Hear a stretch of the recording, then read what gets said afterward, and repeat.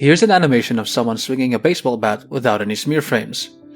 I wanted to try out different smear frames that I've noticed while watching shows and playing games. In total, I was able to come up with 5.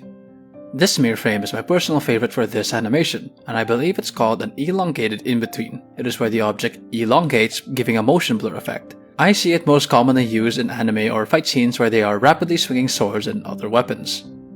This next one I believe are called multiples. It's when you duplicate the object in motion to create an after image.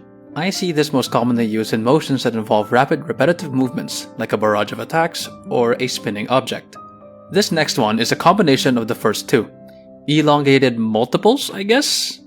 Like the first one, I see these types of smears a lot in fight scenes and swinging objects, and it's probably the most common one I notice. Another type of smear I've noticed is this from Alan Becker's 12 Principles of Animation. I only notice these in his videos and stickman animations. I've been looking for shows that use this type of smear, but I honestly can't find any at the moment, though I do see these used in games. This last one I only notice in games only. It's a weird smear that appears before the actual big motion, creating something that looks like a crescent moon. I honestly really like how sharp it makes a swing look, but besides that, I think this is the least common smear frame I see. Those were the different smear frames I was able to put together based on what I've seen and practiced as an animation student. There are probably more, but at the moment, this is what I was able to come up with. So if you think I've missed something, got something wrong, or have questions for me, leave a comment and I'll try my best to reply. But that's it from me for now. Thanks for watching.